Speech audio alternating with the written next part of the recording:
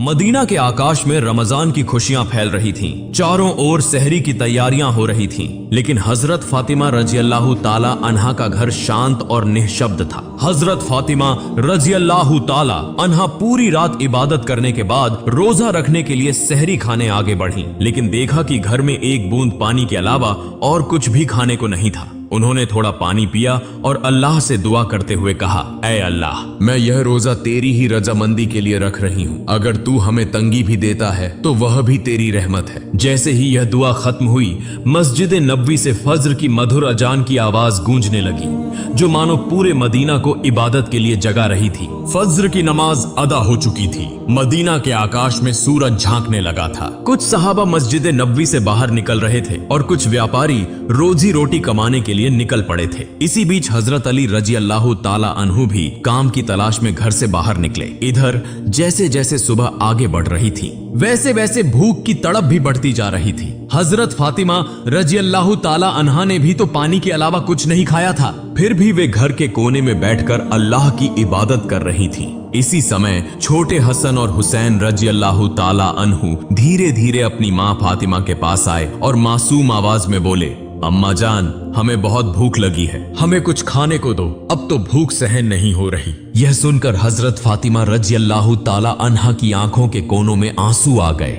दिल कराह उठा, लेकिन वे कुछ कह नहीं सकी। फिर भी अपने बच्चों के सामने मुस्कुराकर बोली, बेटा, यह दुनिया तो बस एक इम्तिहान है, थोड़ा सब्र करो, इंशाअल्लाह तुम्हारे अब्बा जान कुछ खाना लेकर आएंगे। यह सुनकर छोटे हसन और हुसैन रजी अल्लाह ताला अन्हु खुश होकर वहां से चले गए, लेकिन वे भी इफ्तार का इंतजार कर रहे थे। हजरत फातिमा को भी बहुत तेज भूख लग रही थी, सिर हल्का झंझना रहा था। तब उन्होंने अल्लाह से दुआ की, अल्लाह, तू ही हमारा रिज्क देने वाला है। ऐ अल्लाह, हमें रिज्क अता फरमा, हमारे बच्चों को तकलीफ सहने की ताकत दे। ऐ अल्लाह, हमारे ईमान को मजबूत रख। इस कठिन परीक्षा के बावजूद उनके दिल में न कोई शिकायत थी, न कोई मायूसी, था तो बस सब्र और अल्लाह पर तवक्कुल। इधर हजरत अली रजी अल्लाह ताला अन्हु को अब तक कोई काम नहीं मिला था। सूरज धीरे धीरे आसमान के बीचों बीच पहुंच चुका था। चिलचिलाती धूप और गर्मी की तपिश मदीना की जमीन को जला रही थी, लेकिन जैसे ही उन्हें घर की याद आई, उनकी आंखों में आंसू आ गए। आखिरकार हजरत अली रजी अल्लाह ताला अन्हु एक सहाबी के घर गए और सलाम करके बोले, भाई, हमारे घर में खाने को कुछ भी नहीं है, क्या आप मुझे कोई काम दिला सकते हैं? तब उस सहाबी ने कहा, या अली, अल्लाह की कसम, अगर मेरे पास कुछ होता तो मैं जरूर तुम्हारे लिए रखता, लेकिन मेरे घर में भी कई दिनों से चूल्हा नहीं जला, मैं भी भूखा हूँ। यह सुनकर हजरत अली रजी अल्लाह ताला अन्हु अवाक रह गए। फिर उन्होंने सहाबी को तसल्ली देते हुए कहा, निश्चित रूप से अल्लाह कोई न कोई रास्ता बनाएगा। इसके बाद वे फिर से काम की तलाश में निकल पड़े। कुछ दूर जाने के बाद उनके दिल में ख्याल आया कि शहर के किनारे एक अमीर व्यापारी रहता है, अगर मैं उसके पास जाऊं तो शायद कोई काम मिल जाए। यह सोचकर वे उस अमीर व्यापारी के घर की ओर बढ़ने लगे। उधर हजरत फातिमा रजी अल्लाह ताला अन्हा दरवाजे पर खड़ी हजरत अली रजी अल्लाह ताला अन्हु के घर लौटने का इंतजार कर रही थी। उनकी आंखें करुणा से भरी हुई थी। ठीक उसी समय छोटे हसन और हुसैन रजी अल्लाह ताला अन्हु भूख की तड़प सहन न कर सके और धीरे धीरे अपनी माँ के पास आकर मासूम आवाज में फुसफुसाए, अम्मा जान, अब्बा जान कब घर आएंगे? यह सुनकर हजरत फातिमा रजी अल्लाह ताला अन्हा का दिल दर्द से भर उठा। उनकी आंखों में आंसू चमकने लगे, लेकिन फिर भी उन्होंने अपने बच्चों को दिलासा देते हुए कहा, बेटा, थोड़ा सब्र करो, यकीनन अल्लाह हमारी मदद करेगा। इधर हजरत अली रजी अल्लाह ताला अन्हु उस अमीर व्यापारी के घर पहुंचे और सलाम करके बोले, भाई, क्या आपके पास कोई काम है? मैं काम करना चाहता हूँ। वह अमीर व्यापारी कुछ देर चुप रहा, फिर बोला, हाँ, मेरे खजूर के बाग में कुछ काम है, तुम वहाँ कुछ घंटे काम कर सकते हो, लेकिन मेरी एक शर्त है, मैं तुम्हें मजदूरी के बदले पैसे नहीं दे सकता, लेकिन मैं तुम्हें कुछ खजूर दे सकता हूँ। हजरत अली रजी अल्लाह ताला अन्हु को अपने घर की भूख और मुश्किलों का ख्याल आया, जिससे उनका दिल कांप उठा और आंखों में आंसू आ गए। उन्होंने तुरंत इस काम को करने के लिए हामी भर दी। इसके बाद हजरत अली रजी अल्लाह ताला अन्हु खजूर के बाग में काम करने लगे। मालिक के आदेशानुसार उन्होंने सारा काम अकेले पूरा कर दिया। इस तरह कई घंटे बिना रुके कड़ी मेहनत करने के बाद वे उस अमीर व्यापारी के पास गए और कहा, मैंने आपके आदेश के अनुसार सारा काम पूरा कर दिया, अब मेरी मजदूरी अदा करें। तब उस अमीर व्यापारी ने कुछ खजूर हजरत अली रजी अल्लाह ताला अन्हु के हाथों में रख दिए। खजूर पाकर वे बहुत खुश हुए और तुरंत अल्लाह का शुक्र अदा करते हुए बोले, ए अल्लाह, तू ही हमारा रिज़्क़ देने वाला है। अगर तू हमें आजमाना चाहता है तो हम सब्र करेंगे, लेकिन हमारे ईमान को मजबूत रख। यह कहते हुए वे तेजी से घर की ओर रवाना हो गए। इधर जब हजरत अली रजी अल्लाह ताला अन्हु घर के करीब पहुंचे, तब मदीना का आकाश गहरे लाल रंग में रंग चुका था। सूरज पश्चिम की ओर झुक रहा था और चारों ओर इफ्तार की तैयारियां चल रही थीं। उसी समय थके हुए शरीर के साथ हजरत अली रजी अल्लाह ताला अन्हु घर में दाखिल हुए और उसी वक्त मस्जिद नबवी की मधुर अजान की आवाज दूर से गूंजने लगी। घर में इफ्तार के लिए केवल कुछ खजूर और पानी था, लेकिन फिर भी वह घर अल्लाह की रहमत से भर गया। सब एक साथ इफ्तार के लिए बैठे। हजरत हसन और हुसैन रजी अल्लाह ताला अन्हु को 2-2 खजूर दिए गए। हजरत अली रजी अल्लाह ताला अन्हु ने 2 खजूर लिए और हजरत फातिमा रजी अल्लाह ताला अन्हा ने भी 2 खजूर लिए। जैसे ही वे इफ्तार करने वाले थे, तभी एक भिखारी बाहर खड़ा होकर कहने लगा, माँ, मैंने पूरा दिन कुछ नहीं खाया, भूख की पीड़ा अब और सहन नहीं हो रही, कृपया मुझे कुछ खाने को दें। हजरत फातिमा रजी अल्लाह ताला अन्हा का दिल बहुत ही नर्म और दयालु था। उन्होंने अपनी तकलीफ की परवाह किए बिना कहा, हे मेरे प्रिय स्वामी, हमारा इफ्तार इस भिखारी को दे दीजिए। हजरत अली रजी अल्लाह ताला अन्हु ने पूछा, फातिमा, फिर तुम क्या खाकर इफ्तार करोगी? हजरत फातिमा रजी अल्लाह ताला अन्हा ने कहा, मैं सिर्फ पानी पीकर इफ्तार कर लूंगी। हजरत अली रजी अल्लाह ताला अन्हु यह सुनकर स्तब्ध रह गए, लेकिन कुछ नहीं बोले। उन्होंने इफ्तार का सारा खाना उस भिखारी को दे दिया और दुआ की, ए अल्लाह, ए मेरे रब, हमारे इस त्याग को तू कबूल कर ले। अगले दिन रोजा रखने के लिए हजरत फातिमा रजी अल्लाह ताला अन्हा ने केवल पानी पिया। फिर सुबह के वक्त हजरत अली रजी अल्लाह ताला अन्हु कुछ आटा इकट्ठा करके घर लाए। हजरत फातिमा रजी अल्लाह ताला अन्हा ने उस आटे से कुछ रोटियां बनाई।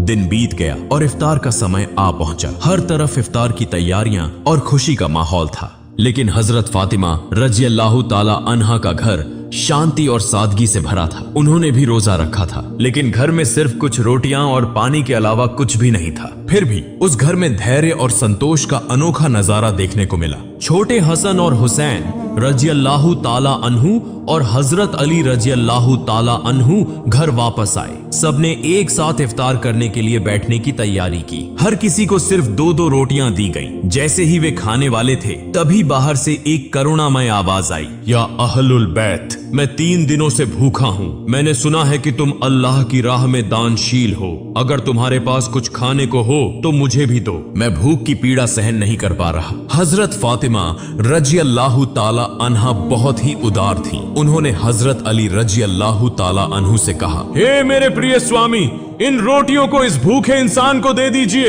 हजरत अली रजी अल्लाह ताला अन्हु ने पूछा, फातिमा, फिर तुम क्या खाओगी? हजरत फातिमा रजी अल्लाह ताला अन्हा ने उत्तर दिया, अगर मुझे भूख लगती है तो वह भी तो भूख की तकलीफ में तड़प रहा है। हम इस दुनिया के सुख के लिए पैदा नहीं हुए। यह सुनकर हजरत अली रजी अल्लाह ताला अन्हु ने अपने हाथों से इफ्तार की सारी रोटियां उस भूखे इंसान को दे दी। हमारा तो केवल एक ही उद्देश्य है, अल्लाह की संतुष्टि प्राप्त करना। तब हजरत अली रजी अल्लाह ताला अन्हु ने देखा कि माँ फातिमा के हाथ में सिर्फ पानी के अलावा कुछ भी नहीं है। फिर उन्होंने वह रोटियां उस फकीर को दे दी और मन ही मन कहने लगे, हे फातिमा, क्या तुम जानती हो कि तुम कैसी परीक्षा दे रही हो? खुद भूखी रहकर दूसरों को खाना खिला रही हो। निश्चय ही अल्लाह तुम्हारे इस दान को कबूल करेगा।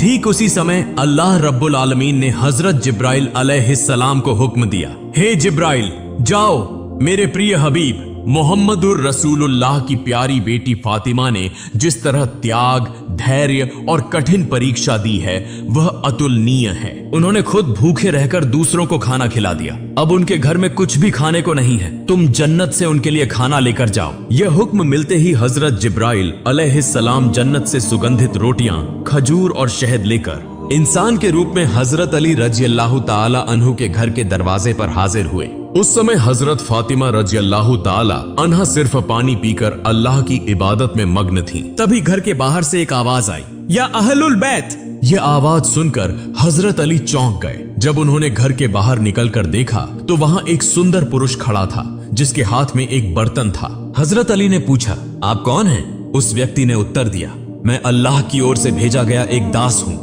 जिस तरह तुमने अपनी भूख सहकर दूसरों को खाना खिलाया, उसी तरह अल्लाह ने तुम्हारे लिए जन्नत का रिज़्क़ भेजा है। यह सुनते ही हजरत अली रजी अल्लाह ताला अन्हु का दिल कांप उठा, उनकी आंखों में आंसू भर आए। फिर हजरत जिब्राइल अलैहिस्सलाम व खाना देकर वहां से विदा हो गए। हजरत अली रजी अल्लाह ताला अन्हु व खाना लेकर घर में दाखिल हुए और कहने लगे, हे फातिमा, देखो देखो हमारा रब कितना महान है, हमारे लिए जन्नत से रिज़्क़ भेजा है। यह सुनकर हजरत फातिमा रजी अल्लाह ताला अन्हा धीरे धीरे वहां आई और उस खाने को देखकर आश्चर्य में पड़ गईं। उनकी आंखें मखमली प्यार से उस बर्तन की ओर टिकी रहीं और वह मन ही मन कहने लगी, हे अल्लाह, तू कितना महान है। उन्हें समझ में आ गया कि यह कोई साधारण खाना नहीं है, बल्कि जन्नत का खाना है। इतनी सुगंधित रोटियां, खजूर और शहद, यह तो अल्लाह की रहमत का संकेत है। इसी बीच छोटे हजरत हसन और हुसैन रजी अल्लाह ताला अन्हु वहां आ गए और मासूमियत से बोले, अम्मा जान, यह खाना किसका है और यह कहां से आया? हजरत फातिमा रजी अल्लाह ताला अन्हा ने कहा, बेटा, यह खाना हमारा है, महान अल्लाह रब्बुल आलमीन ने हमारे लिए जन्नत से भेजा है। हजरत हसन और हुसैन रजी अल्लाह ताला अन्हु बोले, अम्मा जान, क्या यह सच है? उन्होंने जवाब दिया, बेटा, यह सच है, यह अल्लाह की रहमत है। यह कहते हुए हजरत फातिमा रजी अल्लाह ताला अन्हा की आंखों में आंसू छलक आए। फिर सबने अल्लाह का शुक्र अदा किया। जैसे ही उन्होंने उस खाने का एक निवाला मुंह में डाला, उनकी आंखों से अश्रुधारा बहने लगी। यह खाना अल्लाह की मोहब्बत का सबूत था। फिर अगले दिन सुबह से ही पूरा मदीना इस खबर से गूंज उठा कि हजरत फातिमा रजी अल्लाह ताला अन्हा के घर में अल्लाह की ओर से जन्नत से खाना आया है। यहां तक कि स्वयं रसूलुल्लाह सल्लल्लाहु अलैहि वसल्लम को भी यह खबर मिल गई। इस बात को सुनकर बहुत से लोग हैरान हुए, कुछ लोग बहुत खुश हुए और कई लोगों का ईमान और भी मजबूत हो गया। लेकिन दूसरी तरफ जो मुनाफिक, दिखावे के मुसलमान और संदेह करने वाले लोग थे, वे इस बात को किसी भी तरह स्वीकार नहीं कर पा रहे थे। उनमें से एक व्यक्ति कुछ लोगों के पास गया और कहने लगा, क्या तुम सच में यह मानते हो कि जन्नत से खाना आ सकता है? तब उन लोगों ने जवाब दिया, अगर अल्लाह चाहे तो वह सब कुछ कर सकता है। लेकिन उस मुनाफिक ने फिर सवाल उठाया, लेकिन सिर्फ फातिमा के लिए ही क्यों जन्नत से खाना आया? इस तरह के शंकाएं और संदेह की बातें धीरे धीरे मदीने की गलियों में फैलने लगी। जब यह बात मोहम्मदुर रसूलुल्लाह सल्लल्लाहु अलैहि वसल्लम के कानों तक पहुंची तो उन्होंने सभी लोगों को संबोधित करते हुए फरमाया, ए मदीना के लोगों, क्या तुम यह विश्वास नहीं रखते कि अल्लाह अपने बंदों के लिए चमत्कारी व्यवस्थाएं कर सकता है? अगर अल्लाह ने मिराज की रात मुझे जन्नत तक पहुंचा दिया तो क्या वह मेरी बेटी के लिए जन्नत से खाना नहीं भेज सकता? फिर उन्होंने कहा, मेरी बेटी फातिमा जन्नत की औरतों की सरदार है। अल्लाह ने उसे जो सम्मान दिया है वह अतुलनीय है। यह घटना उसी सम्मान का एक प्रमाण है। इसके बाद हजरत मोहम्मद सल्लल्लाहु अलैहि वसल्लम ने सूरह अत-तलाक की एक आयत तिलावत की, जिसका अर्थ है, जो व्यक्ति तकवा, अल्लाह का डर अपनाता है, अल्लाह उसे ऐसी जगह से रिज़्क़ अता करता है जिसकी वह कल्पना भी नहीं कर सकता। यह सुनकर हर कोई चुप हो गया और सहाबियों का ईमान और भी मजबूत हो गया। जब यह घटना पूरे मदीना में चर्चा का विषय बन गई तो मुनाफिक और काफिर इस पर क्रोधित हो गए। उन्होंने अपने अनुयायियों को बुलाकर कहा, क्या तुम देख रहे हो, मोहम्मद सल्लल्लाहु अलैहि वसल्लम की बेटी को ऐसा सम्मान मिल रहा है जो दुनिया में किसी को नहीं मिला। अगर यह खबर और ज्यादा फैली तो लोगों का ईमान और मजबूत हो जाएगा और हमारी साजिशें नाकाम हो जाएंगी। तब उनके एक अनुयायी ने पूछा, तो हम क्या करें? उन मुनाफिकों और काफिरों ने कहा, लोगों के दिलों में शक डाल दो, उन्हें कहो कि यह तो बस एक कहानी है। शायद फातिमा रजी अल्लाह ताला अन्हा ने बस कोई सपना देखा होगा।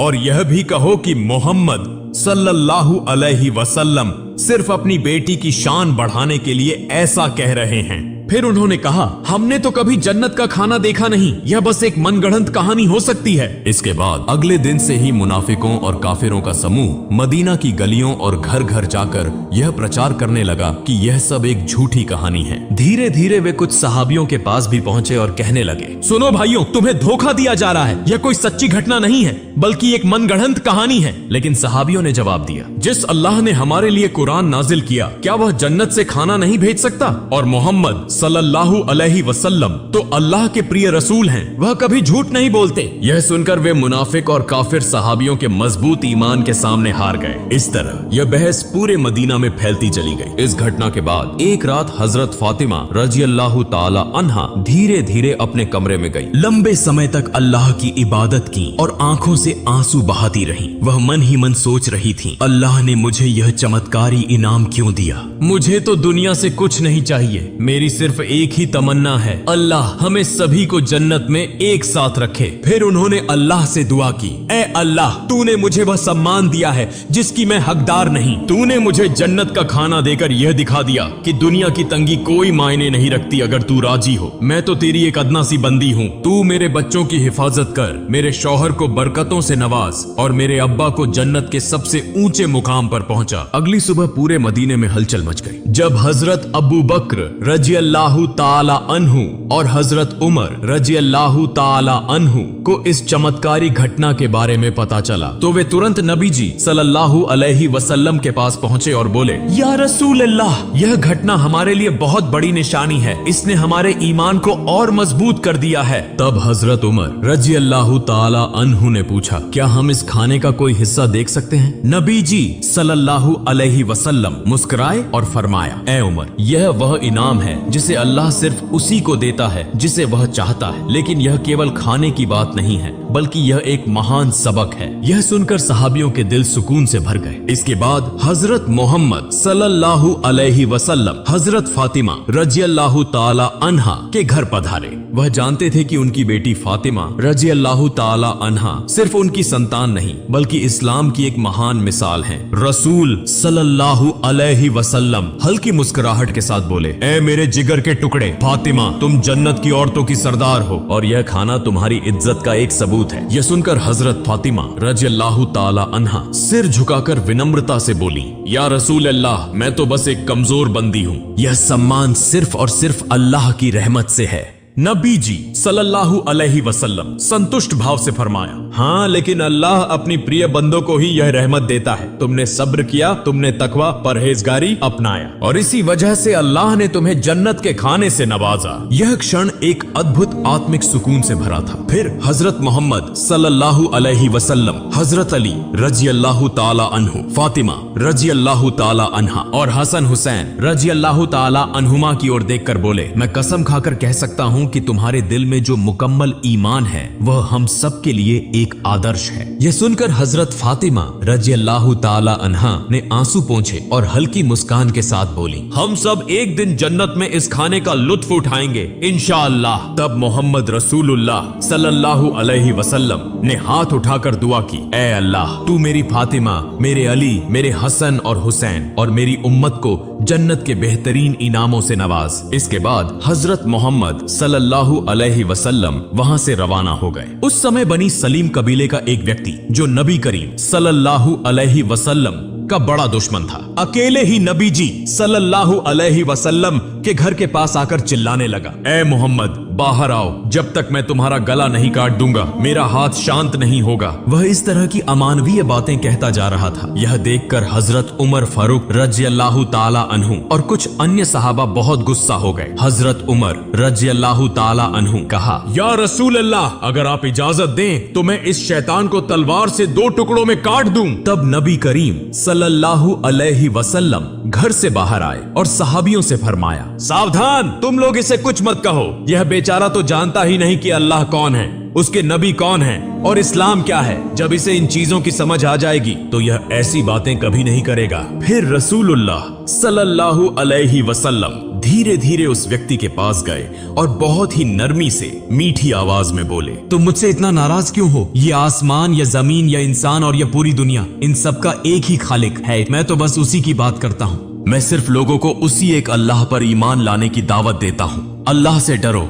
जो सबसे बड़ी ताकत वाला और सब पर कुदरत रखने वाला है। घमंड, अहंकार और नफरत को छोड़ दो और उस अल्लाह के अजाब से डरो। अगर अल्लाह का अजाब आ गया तो अनंत काल तक सख्त यातना सहनी पड़ेगी। नबी करीम सल्लल्लाहु अलैहि वसल्लम की इतनी नरमी और कोमल स्वभाव देखकर वह आदमी दंग रह गया। कुछ देर तक चुप रहने के बाद अचानक बोल पड़ा, बेशक मोहम्मद सल्लल्लाहु अलैहि वसल्लम अल्लाह के भेजे हुए रसूल हैं। मैं आपके बयान को स्वीकार करता हूँ और एक अल्लाह पर ईमान लाता हूँ। यह कहकर उस व्यक्ति ने तुरंत नबी जी सल्लल्लाहु अलैहि वसल्लम का हाथ पकड़कर कलिमा पढ़ा और मुसलमान हो गया। फिर नबी करीम सल्लल्लाहु अलैहि वसल्लम उस व्यक्ति को अपने घर के अंदर ले गए और उससे पूछा, तुम्हारे घर में कौन कौन है? तुम कैसे गुजारा करते हो? क्या खाते पीते हो? उस व्यक्ति ने कहा, या रसूल अल्लाह, मैं बनी सलीम कबीले का सबसे गरीब आदमी हूँ। दिन भर मजदूरी करके किसी तरह अपने घर का खर्च चलाता हूँ और ज्यादातर वक्त भूखा ही रहना पड़ता है। यह सुनकर रसूलुल्लाह सल्लल्लाहु अलैहि वसल्लम ने सहाबियों से फरमाया, तुम में से कोई है जो इस भाई के लिए एक ऊंट